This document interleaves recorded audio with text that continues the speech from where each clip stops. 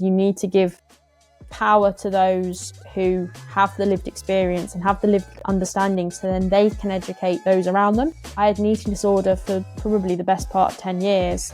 I was completely unaware of that. And part of the reason why I ended up with an eating disorder and I ended up with REDS is simply because being autistic, I struggle with food textures and stuff like that. And what started off as a sort of a little bit of wanting to fit in, and sort of being a teenager who was being quite badly bullied at school for being different, basically led down to me in the end of 2022 being diagnosed with REDS and this eating disorder finally being diagnosed. And that, I think, is something that people don't realise. I think it's 60% of women in the UK who have an eating disorder diagnosis are probably also autistic. And I'm curious to find out, what is your message to someone who thinks they don't fit the mold, but still, like yourself, wants to pursue a career in elite sports, in cycling, for instance? I think my best bit of advice is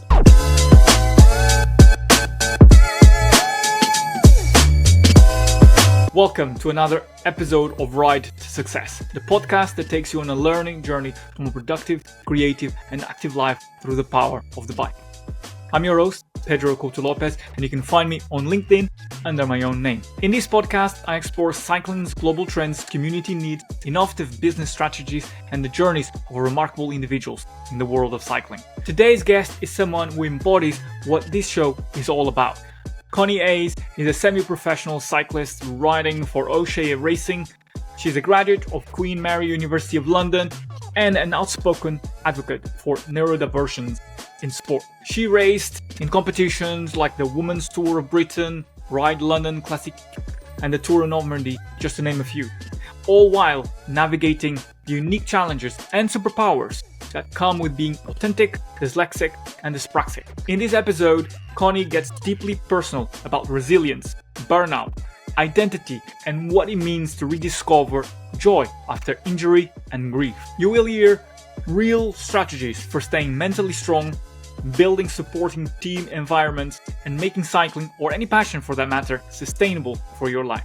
If you're looking for more than just inspiration, you'll walk away from this conversation with actionable insights on how to show authentically, ride with purpose, and break the mold when it doesn't fit you. So let's get into it. Welcome, Connie, to Ride to Success. It's a pleasure to have you on the podcast. Hiya, good to be here. Brilliant. I wanted to start by acknowledging that you have been incredibly open about being autistic, dyslexic, and having dyspraxia, and you are open about the journey you have been on. But at the same time, it's also important to acknowledge that a lot of people that are neurodivergent or go through mental health challenges sometimes go through silent battles without ever acknowledging them or having the right support. And before we go kind of into understanding how this has shaped you as a cyclist, but more importantly as a person, I want to kind of take a step back and kind of just give a bit of context to the listener that might not know what does it mean, because this creates quite a lot of implications for a day-to-day of a person, even more importantly for an athlete.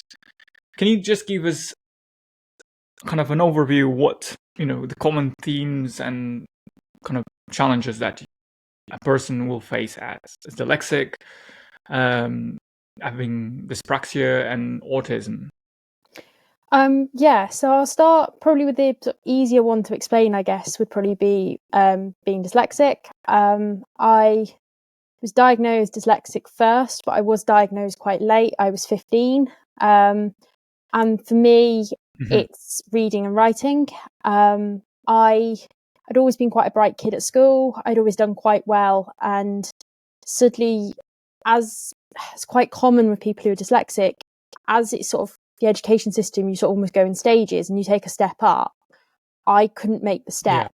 and I completely crashed overnight. I went from being sort of predicted quite good grades at school at sort of 13 to suddenly about 14, 15, I was doing very badly. I was nowhere, I was not a high achiever anymore, and I was really struggling, and mentally as a result I then crashed as well, because I sort of lived off sort of academic validation, I guess. So for me it's very much reading and writing.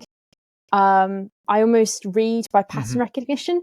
So I can often know a word isn't spelt right because I'm like, that doesn't look right, but I couldn't tell you which letter is wrong. And I sort of struggle reading.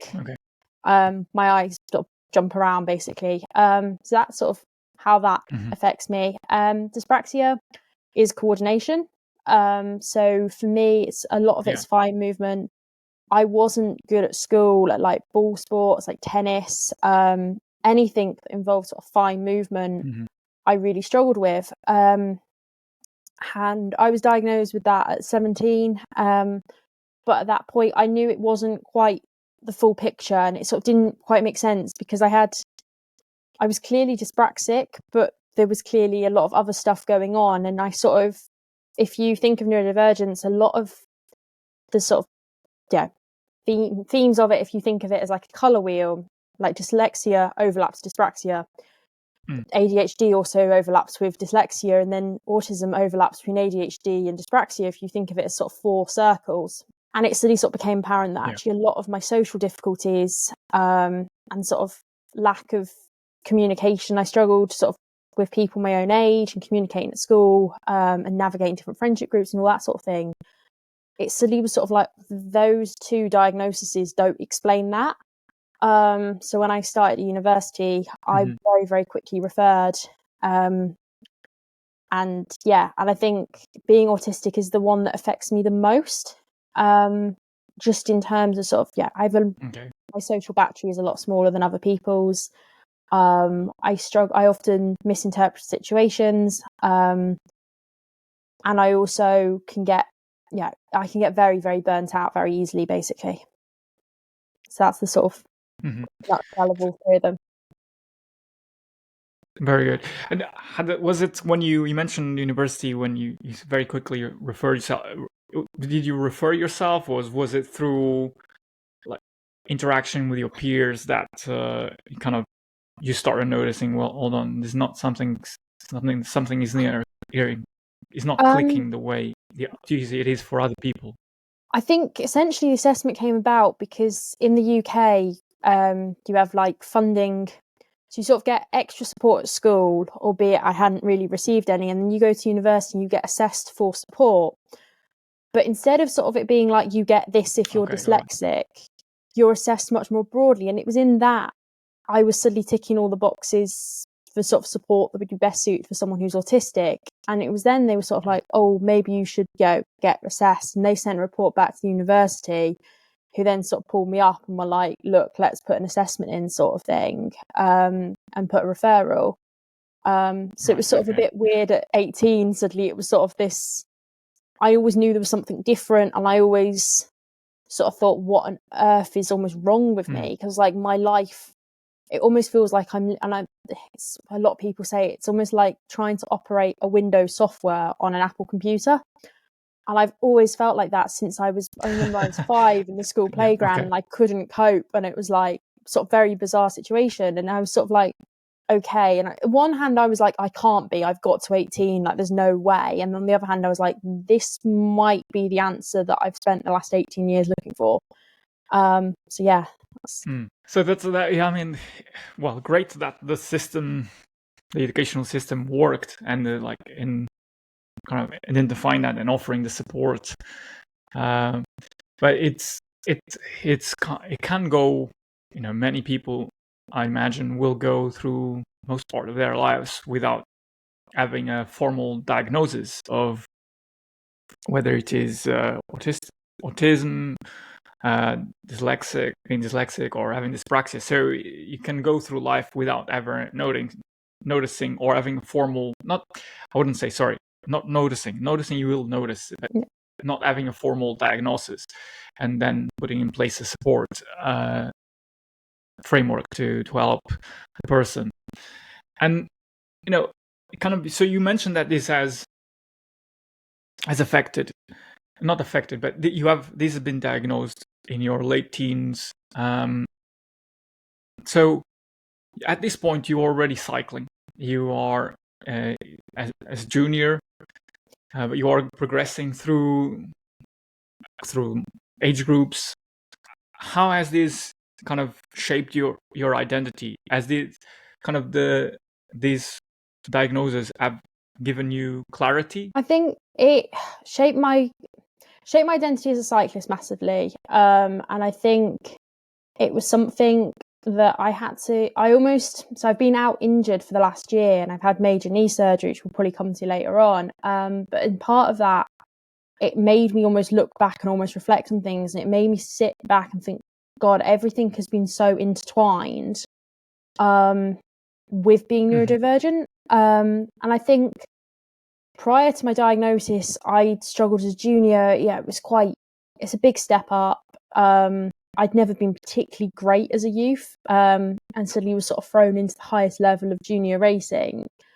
And that was quite overwhelming. And everything, I remember racing tour series, and I said this to someone the other day, and big town centre crits, and I just remember finishing, and I was so burnt out mentally. My head was pounding from all the lights, and a lot of it with me is light perception as well.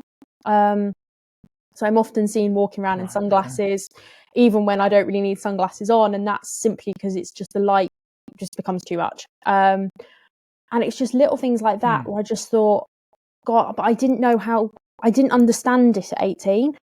And I just sort of was like, oh my God, why are you like this sort of thing? And like, everyone else can cope with a town centre crit, why can't you? And then suddenly I almost had this understanding, but it took me to step back and almost, I've got a master's in geography, but my project was all around how to make cities more accessible for autistic people. And it was sort of the aftermath of that where I sort of stood back and I had time to think in my own life, where I sort of thought, actually, I could have made stuff much more straightforward and easy for myself, and I could have been a lot kinder to myself, but because I didn't know, I didn't understand it, and I just thought, like, God, yeah, you're the problem, Connie, get on with it, sort of thing. Like, why are you underperforming and all of this? And actually, in hindsight, I think, God, I did quite well when I didn't know, and I didn't know how to help myself and everything like that. I think I've just gone on a bit of a tangent there, but it's massive. No, it's fine. Yeah. I think it answers the question very well, and also it reveals a bit about the struggles that kind of you've gone through, and kind of a glimpse into the experience of things that might not be noticeable to other people. I mean, I think it kind of having that, I guess, acute knowledge of yourself, the fact of the light kind of draining your energy, having the awareness that you have a kind of your social battery, if you want to call it like that, is not as full or it depletes quicker than other people's. That's kind of very intricate knowledge of how you operate. And was that through understanding your diagnosis? Was that through the support that was put in place from doctors, other resources? Is that something that you learned along the after you received the formal diagnosis? Yes, but in a weird. So as I said, I've got first degree, bachelor's, and then a master's. And I was very lucky. We sort of allocated supervisors roughly by what you want to do for your dissertation in your last 2 years of your undergraduate. And I sort of put this slightly bizarre idea forward to one of the academics who, unaware to me, one of his children is autistic, and he's got a background in that, and I had no idea. And I just sort of said to him, look, I really want to do a project looking at school funding in the UK, especially around the experience of neurodivergent girls. And it all sort of came from there. And as part of that, not only did I learn, and I almost had to educate myself academically on everything that I'd never learned, things I didn't know. And it was in those moments where I was sort of like, right, okay, now this makes sense as to why I think like this, because I suddenly had the academic resource in front of me that I was having to learn myself for this project, but also it was almost this realization of like, right, okay, now that makes sense. And although you're sort of told it when you're sat in front of a psychologist and everything like that, they're like, right, this trait, that this is like because you're autistic and blah blah blah. Yeah, I think in that moment you're almost in denial, because you sort of go into something like that and you don't, or at least with me, I almost went in to be assessed wanting to be told it was something that they could fix. And that's a really weird mentality, but I sort of almost like, oh, if it comes out that it's something, it's not that, then it's fine. It's almost society, and I think especially at the minute, because there's a sort of misunderstanding around diagnosis rates. And yes, diagnosis rates have gone up, but up until a few years back, you couldn't be autistic and have ADHD. You had to be one or the other. And that's only 10 years ago that changed. And then also, I think sort of 90% of women who are autistic were undiagnosed. So by default, it's going to double. And at the same time, as society becomes more understanding, people will put themselves forward for assessments that 10, 15 years ago you wouldn't have wanted to go into, because you wouldn't want to risk a label, which you could then be prejudiced, suffer prejudice for having, essentially.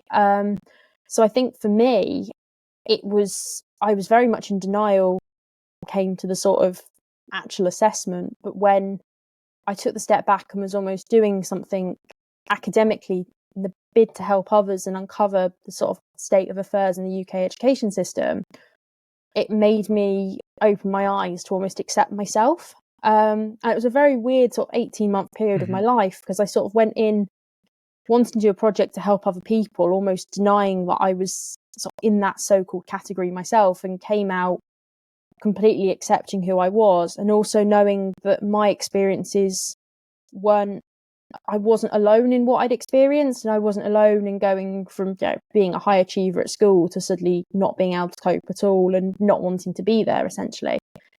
So I think it was a very odd one that actually the majority of my support came from my academic studies, which is very odd, but sort of makes sense, I guess. Yeah, I mean, it's interesting because you you kind of you took to an approach with a master's dissertation to do a deep dive into the research, into kind of what is behind finding the realities of this being a neurodivergent. And I think that kind of having maybe that knowledge is kind of provides you then the recognition that, well, this is what is happening, and I identify myself with some of the situations going on. I think it kind of is an interesting in a way, because you know it can be. You mentioned that you kind of didn't almost you didn't accept it at first, but through the research, kind of you understood that this is me. Yeah. And kind of took that on board, and I wanted to touch on the aspect about kind of in sport. A lot of athletes, a lot of high achievers will have some kind of there will be neurodivergent with diagnosis or without it, or without a formal recognition of it.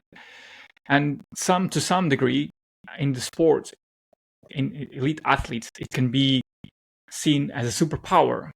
But sometimes when you put it out there as a formal diagnosis and you share it, you might, even though there is more recognition, there is more acceptance, it might put you and open you to kind of attack or people will kind of criticize you for it. And I wanted to just kind of unravel this a little bit, from your experience in the sports sphere. How have you grappled with this new reality? I think for me, I very quickly decided to be open about it. And it wasn't, I think something, if you'd said to me when I was 18, would you publicly, acknowledge it? I'd probably say no way. I realised that given how it affects me and everything like that I would rather be open and try and almost educate people to try and remove some of the stigma that still exists. And don't get me wrong, I've had, there's been times where it's been people have made horrific comments. I had a teammate who basically went after me a couple of years back simply for being autistic and simply existing. For whatever reason, felt that was something that was sort of, had to almost target. And I think it has almost put an easy target on my back in some ways. But on the flip side, the amount of support I've had from other people and people who don't feel they can come out and explain who they are themselves, sort of thanking me for being so open and for, almost creating a dialogue that wouldn't have existed otherwise. I think that then makes the sort of extra target element worth it, I guess. And I think at the end of the day, if they weren't going after the label, they'd be going after the visible traits anyway. So by putting the diagnosis out there and explaining, talking about it and everything like that, I think it's only going to be a positive thing in my opinion. And I think it was hard. I did an article with PA, the news agency, at RideLondon last year, and it got shared by the Evening Standard and the BBC and a whole host of other news outlets. And that was weird because it was the first time that it was suddenly people that I didn't know at all or had no trace to commenting on my existence, often negatively, and that was very weird. And I it was one of those things where I probably shouldn't have gone looking at where it had been shared on Facebook and stuff like that, but sort of I was quite inquisitive and was like, I want to see what the comments are on the Evening Standard Facebook page. And I was like, oh my god, some of these are vile. But also there was a lot of other comments that were people sort of saying like, oh, that's really amazing, and like it's educating them and all of this sort of stuff. And it was like the positive completely outweighed the negative. And I think that's the thing I always said in cycling is, if you don't have the conversation, the narrative's never going to change. So even if you just educate one person into like, what an autistic meltdown is, for example, or something like that, then that will only make a positive impact to everybody. And I think the other thing that's really important to remember is that neurodivergent traits are human traits. So there are things that, individual traits that I struggle with as a result of being autistic, but someone who is neurotypical may have that, that sort of trait or sort of traits of that trait, so to speak. So it sort of does, it improves the entire environment. And in elite sport, I think that's really important because the environment that elite sport puts you in is not exactly the most ideal for anybody's brain, I don't think. No. It's a high pressure environment where you are constantly under pressure to deliver, to train, to focus, go through with things that you wouldn't normally accept to go through with. I mean, and this is kind of, this presents itself, cycling, elite sports presents itself with a lot of challenges, which can go from the physical challenge, that overcoming, when you're training, but also the emotional impact that it creates. You have the frustration that it causes, maybe lack of confidence. There's a lot of setbacks that exist in sports in general, but also more specifically to cycling. There is, you lose more times than you win, and kind of the training, the hours, the isolation that that creates around you, or your social life. All of that focus as is kind of restricts then other areas of improvement, of development in kind of your life as a holistic view.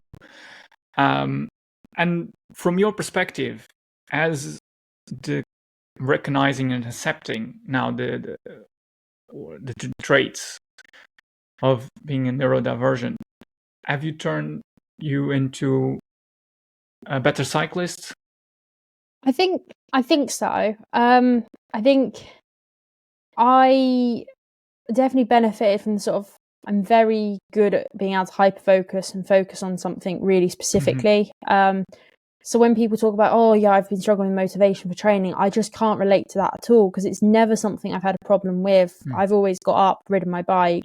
And almost, I think it's in some ways hindered me a little bit, because I had a period where I was sort of overtraining quite badly. And that was because, if I had 4 hours on the plan, I could feel absolutely dead, but I'd still go out and do those 4 hours because I've been set 4 hours, so I'm doing 4 hours. So sort of things like that, it's often hindered me. But I think as I've got older, and I think especially in the last year, facing what could have quite easily have been a career-ending injury, I think that made me look at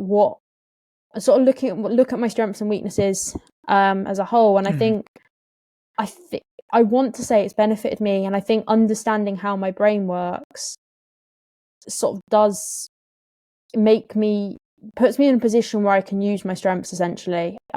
Whereas when I was younger, I think the sort of negative side of it all probably outweighed everything else, because I just didn't understand. So I'd try and be normal in whatever normal is, and I'd sort of be on this so desperate to fit in that then my performance wouldn't be great, because I'd be using so much energy just to try and socialize with people before the race and being with the cool kids and whatever I thought at 16 you're supposed to do. Whereas now I'm at a point where I sort of know, right, you don't do this or don't do that. And actually, in lots of ways, I'm also not afraid to sort of break the mold, so to speak. And like, I went to university, I did a master's. A lot of other riders at Conti level now, they're full-time cyclists. And that's never been something that I've particularly wanted to do, because the way my brain works, I can't sit around.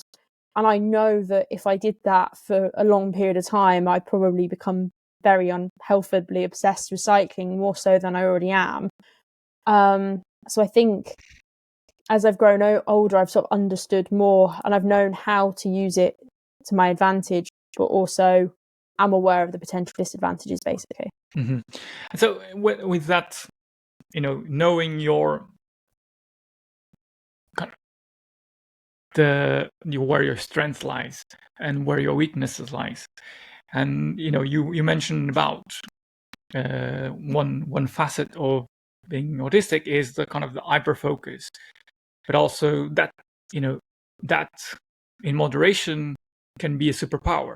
So it's kind of it's a kind of fine balance of where is the edge of leading to complete destruction, and leading to kind of an improvement. What toolkit that you use to kind of improve your performance on a bike? To, like, and as an example that I just gave about hyperfocus that you mentioned as well, that you need to kind of pare down almost. I think for me, it's understanding my brain is sort of the main tool. I feel I'm in quite a privileged position, both sort of my own sort of academic intelligence and sort of understanding. I'm at a position in my life away from cycling where I understand, or at least I like to think I understand, a lot of the sort of thinking behind how you think and everything like that. So I think that is something that I kind of like to use to my advantage. And I'm in a lucky position where I can do so. But I also think it's just little things like knowing when to say no, almost. I'm very, very fortunate. I've got a brilliant coach who sort of understands neurodivergence, and I can be very, very open with him. Whereas a few years back, I wouldn't know how to communicate, and I wouldn't feel comfortable to communicate that sort of thing and that element of what's going on. And I mean, I remember I had an absolute shocker at the Tour of Normandy last year, and I was simply burnt out mentally. I went into the race burnt out. I didn't feel like I was fitting into the environment I was put in, and I just had a complete and utter shutdown, and that was basically game over. Not even, I think I wasn't on the best form physically, but a week later I went to Depana, World Tour level, and had a really good ride. So obviously the physical form was there, but my head just went, no, it's too much. And I think I wasn't open enough then, but I was able to come away and have a conversation with my coach and my DS at the time, and I was like, this is what happened. Whereas probably a few years before I'd have been like, oh, it must be my legs, or I haven't trained, whereas actually I knew everything in the run up had just been too much. I'd travelled home from Spain, I'd had appointments because I ended up with a shoulder injury as well, but not that was affecting me on the bike. And I was just able to turn around and sort of communicate. And I think communication is probably the best tool for navigating being a neurodivergent athlete. But on the flip side, communication is something you by default struggle with and have to navigate. So it's a really weird sort of balancing act of trying to find the environment and trying to find your people. And I say that quite a bit. I always say like trying to find people that you can talk to openly is the most important thing. And I think that's really important to have a support system around you where you can just go, this is the situation, this is what's going on, this is where my head's at, without feeling like, oh God, I can't say that to so-and-so because they're going to judge me or they're going to think this and that of me. Whereas actually, I think now I know that the most important thing is being able to have very open and very honest conversations and not try to hide the neurodivergent, sort of not blame physical performance instead of it being something to do with your like brain and stuff like that. I think it's totally okay for your head to sort of let you down before your legs, sort of thing. And you mentioned that the O'Shea Racing, the team that you ride for, you had the honest conversation with your coach, which allowed you then to, I guess, be in a better place for the Japan race. Has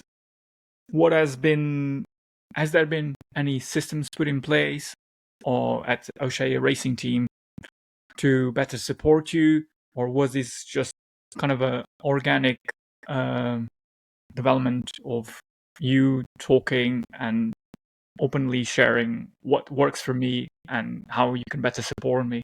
I think it was very much organic. My former DS, Ollie Moores, who's now at Das Hutchinson, whatever they're now called, it's another UCI team, and Colin Sturges, they're both people who I've always trusted and I've always been able to have very open conversations with. So I think it was a very last year, I haven't raced this year, obviously I've been out injured, but last year was very easy for me to go, right, this is the score. And I was in a position where I knew they had a degree of understanding that I could be open and honest. And I think that's why it's so important to have neurodivergent staff within cycling. Colin's someone I've always looked up to. He's spoken very, very openly about being bipolar. And I've learned an awful lot around bipolar and mental health through Colin. If you're not following him, I highly recommend you do on social media. He's really cool. But he's someone who I just knew would get it. So there's sort of circumstances where it's even when my knee's not being great last year, sort of things, and it was sort of all unraveling with my knee, I could have a very open conversation with someone like him. And I think that's the important thing, is it's almost not, I think when things are forced, or people think like, oh, I understand autism because I've read this or I've watched this film that's outdated by 20 years and based on a male brain and stuff like that. I think that's when the problems, especially with me, sort of unravel. And I mean, even I had someone involved in cycling recently with me who sort of almost felt like because they'd done, or I don't really know how to describe it, because they'd sort of thought that they had an understanding, they thought they knew. And I was just sort of there thinking, you really don't, because what you know is applicable to a 5-year-old male, not a 24-year-old female. It was late diagnosed, very, very different. And I sort of found myself sort of thinking, oh no, that's not quite how I see the world, but good try sort of thing. So I think organic relationships with people was really important. And the sort of I think you need neurodivergent staff and riders in cycling and in sport in general to almost lead the conversation, to then educate other members of staff and riders, which is essentially what we've done at O'Shea Racing. We've got a brilliant new DS who's come in, John Trott, and I was able to have a very open conversation with him last week and sort of was, set down what I'm good at, what I'm not so good at, and things like that. And I think that's really important, to have people in positions in cycling who are open to listen to neurodivergent voices, to almost learn themselves and learn from those with direct life experience. Because I think without that direct life experience, it's very hard to learn, because a lot of the sort of resources out there, they are aimed very much at 5-year-old male children, which is certainly not what I am, and that's not my experience. Even when I was a 5-year-old girl, was very different to a 5-year-old autistic male.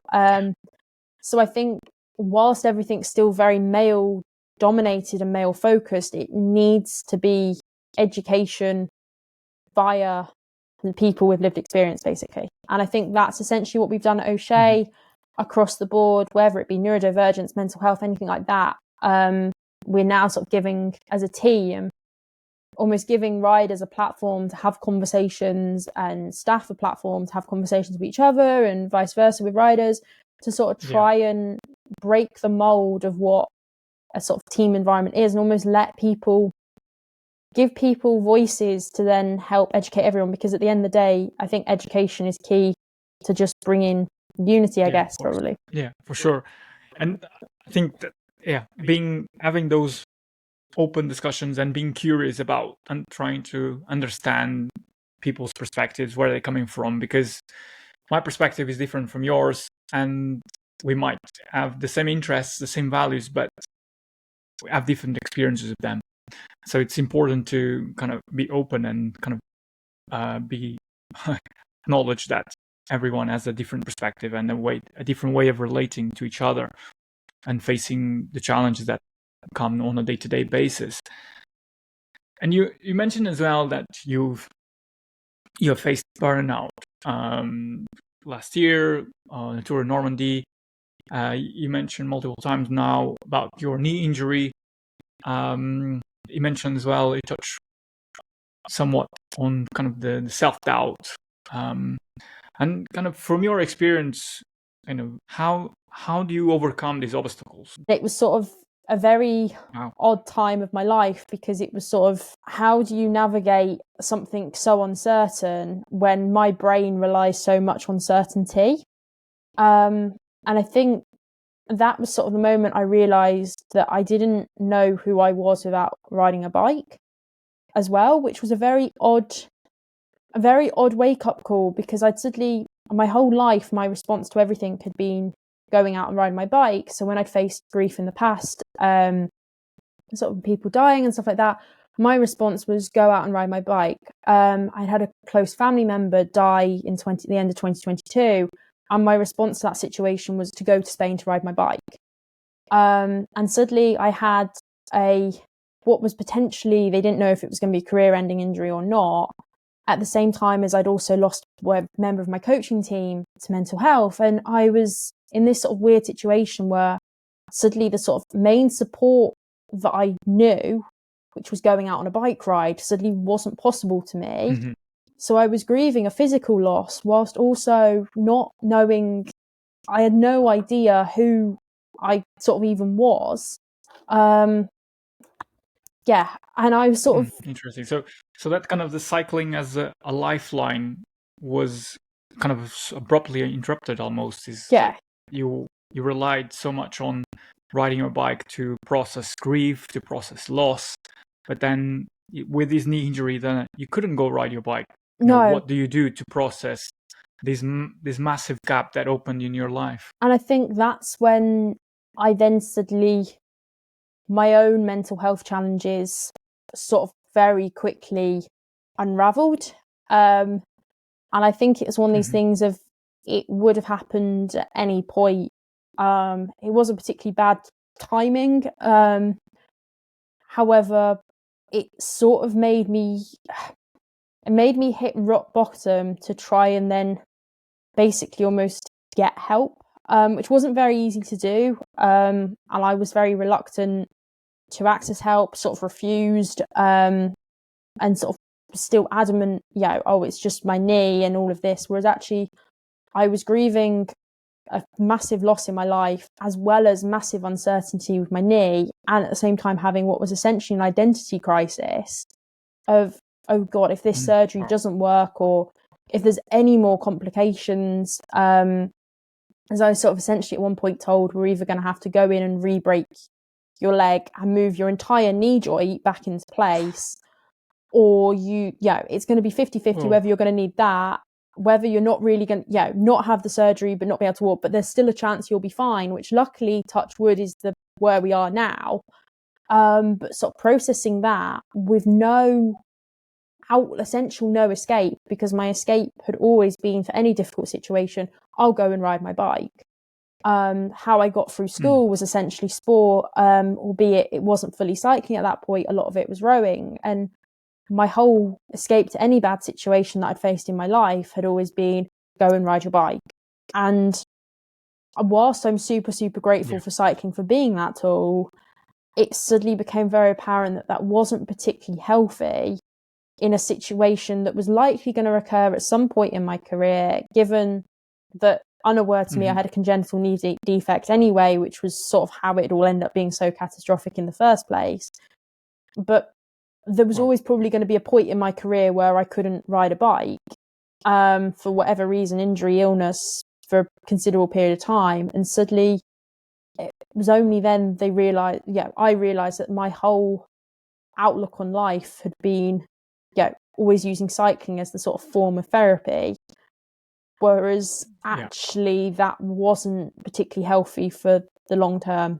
I think we've just gone on a bit of a tangent there, but that's the sort of... No. I love the way you honestly share your experience. I think it kind of puts into perspective what you have been through, and really paints a picture of the ups and downs and the realizations that you have had along the way. So I think that it's don't apologize. I think it's great what you just shared, and if nothing else, it's just, I think, one, it puts into contrast what, a lot of people see riding bikes as a form of moving therapy, and as you pointed out, at some point that will stop, and you need to have other mechanisms that can enable you to overcome feelings, loss, grief, other aspects that will happen inevitably in your life. So that's one, and the other is that the identity crisis. A lot of cycling can become very ingrained in a lifestyle of a person, and can become that's everything you do on your spare time. But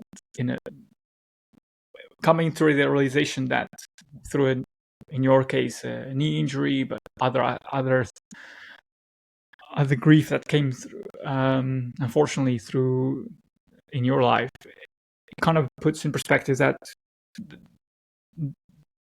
you need we are as need other support systems, other ways of expressing ourselves. I guess that's what I'm trying to get at. Hope I made myself clear. And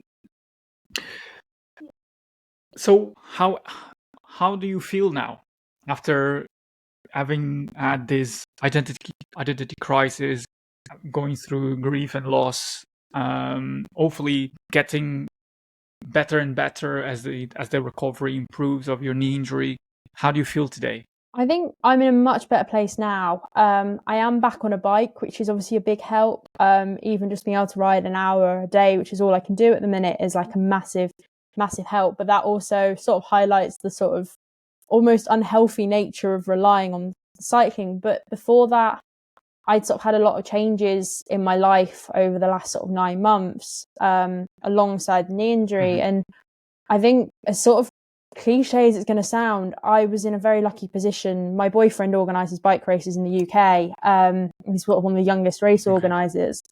And it was sort of Tom going to me like, why don't you come and help at this race? And I was a bit like, I don't know if I want to be around cycling. And I almost was a bit like, I don't even know if I want to be around the sport. And I'd had this sort of weird time where I almost didn't want to know racing and cycling was still going on. I think I was sort of so mentally broken and didn't know what my future was, and I missed it, as you would. And I think it was sort of this realization of sort of me going, oh, fine, yeah, well, I'll come and help you, sort of thing. I've not really got much choice. And also sort of doing it, almost thinking to myself, right, I'm doing this for Tom, I'm not doing this for myself or anything like that. So almost shifted my appreciation for the sport. And it made me realize that actually I love racing my bike, but I love being at bike races, and I love the environment that cycling sort of creates, and the people that you meet, and the people that whether it's people I've known for the last 15 years from day one, or whether it's somebody that I met 3 weeks ago, say. It's all that sort of thing about the sport that I really, really love. And I think that shifted my perception on my situation. And I sort of thought, I really want to come back and do this. And, it looks like at the minute that's the way we're going. It's just about almost reteaching the muscles and everything like that they can operate and they can function. But I sort of at the same time realised to myself, if I can't do this again for whatever reason, I want to be involved in this sport longer than my own racing career. And it's almost not about my career in my head anymore. It's more about just my general love for the sport, which I think is almost stronger now than it was like a year ago when I had the crash. And I think a year ago I was very much, wasn't all about me, so to speak, but in my head it was kind of always thinking about the next, how can I improve my performance? What can I do in training? What do I need to work on? All of that sort of thing. And I think it was actually, in hindsight, getting me down. I was sort of very much in this environment of wanting, how can I be a better athlete? How can I move up? How can I, get a UCI top 20 or whatever, and blah, blah, blah, blah. It was all sort of things like that. And actually, the reason I started cycling in the first place was because I love the people and I love the environment. And, I always, albeit I didn't when I was a small kid, but once I was a sort of teenager, I loved going to bike races and watching. One of my favourite memories is me and my friend Molly watching the men's Paris-Roubaix in 2014, I want to say it was, because it was just such a fun day out. And it's stuff like that I think made me, helping at a British Nat B in the middle of Nottinghamshire made me perversely almost realise how much I loved the sport. And I think that massively helped. And I think I hope that when I hopefully come back racing, I think that will actually help me, because I know I'm now in a position where I appreciate it far more than I ever did. And I think anyone who's had any form of major injury and has sort of been I was in a big sports hospital with a leading knee surgeon, unsure what was going on, and I was thinking, this is really not good. But I think that experience has then made me appreciate every bike ride. Like even this morning, I've just done an hour, 140 watts, which used to be sort of my cafe pace a year ago. And I just spent the whole hour smiling and enjoying being on the turbo, riding easy. But you sort of suddenly appreciate everything. And I think that was a massive mental shift for me, and it's been really positive. And I think hopefully, when I'm eventually fit and back racing again, I think that'll be a massive, massive help, because I know I know it, my performance at the end of the day doesn't matter, but me enjoying myself and having a good time, that ultimately is the most important thing. And just being around the sport and being able to give something back essentially as well. Yeah, for sure. I mean, that's what matters at the end of the day is are you having fun? That's the bigger question. I think, in my opinion, it's kind of, and that's what really needs to be answered. But then that is my take. If you with your experience, if you could build your dream support system or team environment for young neurodivergent athletes, what would it look like? I think 100% it would be a system where you gave sort of voices, you projected voices of neurodivergent athletes and neurodivergent staff, because I think that's a side that people also don't. We started talking about riders, we started talking about that, but I think we haven't really looked at how we can support neurodivergent staff members, as I think that's something that's quite difficult.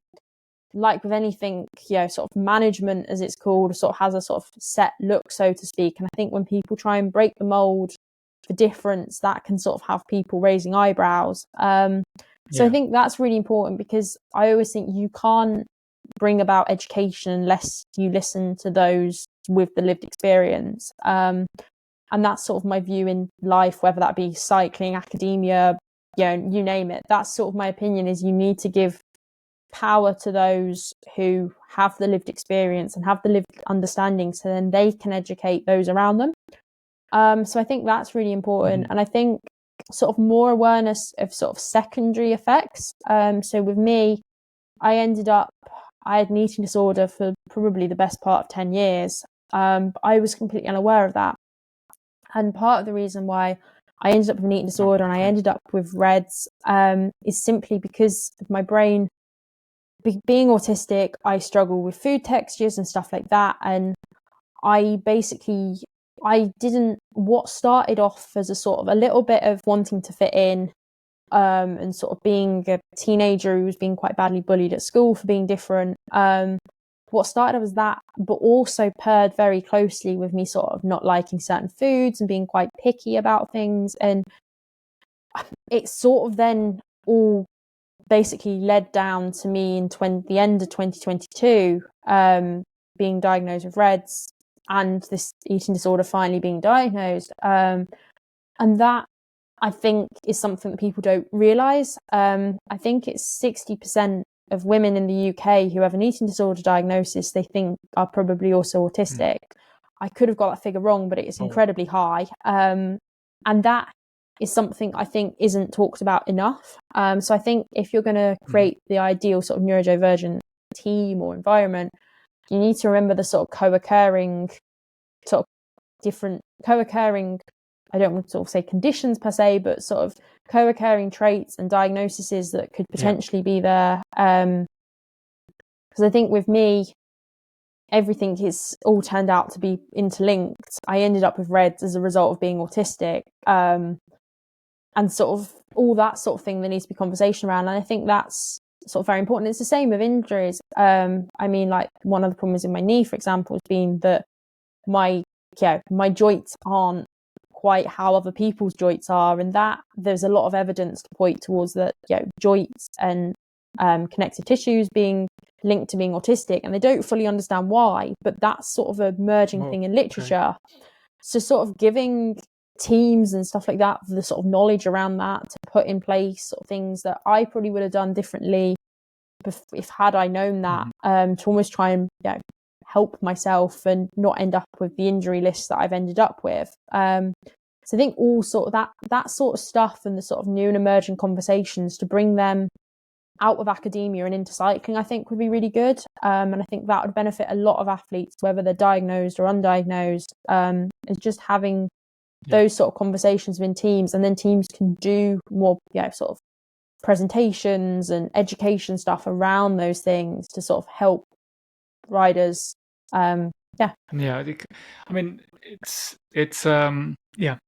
think pulling that information from, like, as you have been doing, from academia, because sometimes it can exist in silos and not be shared across different fields. And I think what you just shared could be easily implemented teams as a way to better support athletes, because then there, with knowledge comes power as well to understand what choices are best for each individual.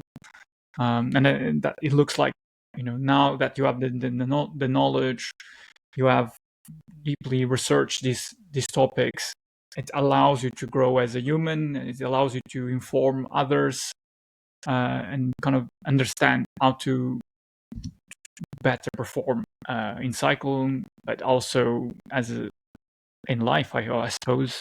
You mentioned earlier about not fitting the mold, and I'm curious to find out, what is your message to someone who thinks they don't fit the mold, but still, like yourself, wants to pursue a career in elite sport, in cycling, for instance? I think my best bit of advice is always break the mold. That's sort of it was something I used to say. It was a conversation I used to have with an old coach of mine, and it was always, well, go. I'd be like, oh, I don't fit in with this, or I don't, and it was always just go and break the mold. We'll just go and break it then. And it was sort of almost a little bit of a joke that we had, and it was always sort of something that was sort of just there and we sort of joked about, but I think it actually carries quite a big message. And I think elite sport sort of presents this image of like, this is what you should do and this is how you should operate. And I think actually a lot of it is the same model that they've had for years and years and years, and nobody's come along and gone, actually, this isn't best suiting. Yeah, it's not the best suited model. Yeah. And I think having the confidence to go, right, I'm going to do it my way, and then if I make it, I make it kind of thing, is almost it gives you the most power, I think, in a weird way. And I think you have to, even despite what sort of elite sport projects, you have to put yourself in a position where you are truly happy and truly enjoy what you do.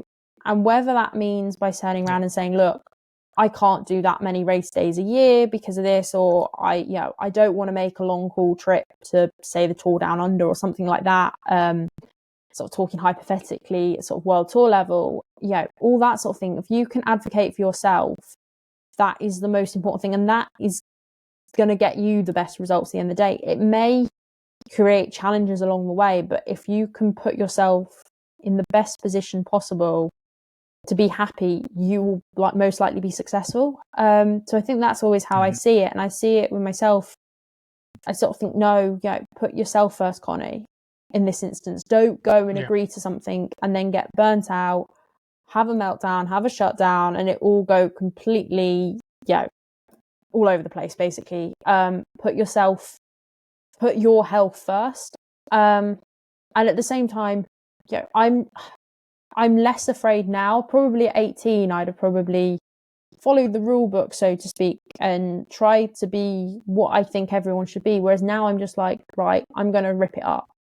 And I mean, that can sound slightly sort of almost arrogant in some ways, but I am fortunate to be in a position where I understand myself and I understand how best to support myself. So therefore, I know the best way to support myself and get results is by sort of doing it how I see it, so to speak, if that makes any sense. Yeah, it does. It comes from a deep understanding of the journey you have been through, kind of understanding about being neurodivergent, and it's kind of breaking the mold. I think is part and parcel of wanting to be true to yourself, because if you're not, then you're following someone's idea of what normal should look like, and that's not true, because everyone has their own identity. Everyone has their own way of finding joy, of being happy, whatever shape it might be. So I think with that knowledge comes the freedom to make the right choices. And I think that's so important. And that's why having this conversation with you and having you share your experience, I think is so empowering for myself, hopefully for people listening, because it presents you with a different perspective, presents you with a different context and different ideas of what someone like you have been through and can help other people as well in the process. I wanted to kind of now bring you to a question that I ask everyone in the podcast, and we might have already touched upon it alongside our conversation, but I think it's critical to every conversation I have. And the question is, what does success look like to you? I think for me now, it's very much having fun and enjoying yourself. If you're not enjoying what you're doing, what's the point of doing it? And I think that's something that I had to learn. I think, again, in a weird way, like the last 12 months have been some of the hardest months of my life, without a doubt. I've been some horrific places with my head and everything like that. But coming out the other side, it made me appreciate what I enjoy, and also sort of the stuff that I don't enjoy so much. And I think that that's something I almost think, in a weird way, I think cycling, we're quite a lucky sport, because it's, people associate cycling with injuries, but it's a broken collarbone, which is an easy fix. There's not many of us who end up in the sort of complicated joint injury club, and it's not like football where virtually everybody knows someone who's done an ACL, or everyone knows someone who's done an ankle and things like that. And had most high level football players miss a season at some point during their career. And I think cycling, we're lucky not to have that. But I think in a weird way, we're also unlucky, because it's been horrendous at times, but I'm almost quite grateful for having that period and being able to sort of step back and reevaluate everything. And I think it's made me realise, why do I ride my bike? Because I enjoy it. Why do I race my bike? Because I enjoy it. What do I want most out of racing my bike? Having fun. Whereas if you'd asked me that question probably 2 years ago, I'd have gone, I want to try and make it as a professional cyclist, or I want to try and win this race or whatever, and blah, blah, blah. Whereas actually, almost, results are meaningless, but having fun is what matters at the end of the day, and enjoying yourself. And I think that is the thing that I've taken away from the last year, is actually the thing that matters the most in life is enjoying every minute of it, whether that be in cycling or away from it, whatever. And I think that's something that's really, really important, is to base success on your level of enjoyment and not on where you came on a result sheet. Brilliant way to share that, to describe that process of how we went from measuring against results versus the enjoyment on the bike. It's brilliant. And it kind of comes now to the point of the podcast where every guest leaves a question to my next guest, not knowing who they are. And the question that was left for you is the following: how do you answer the critic in your head?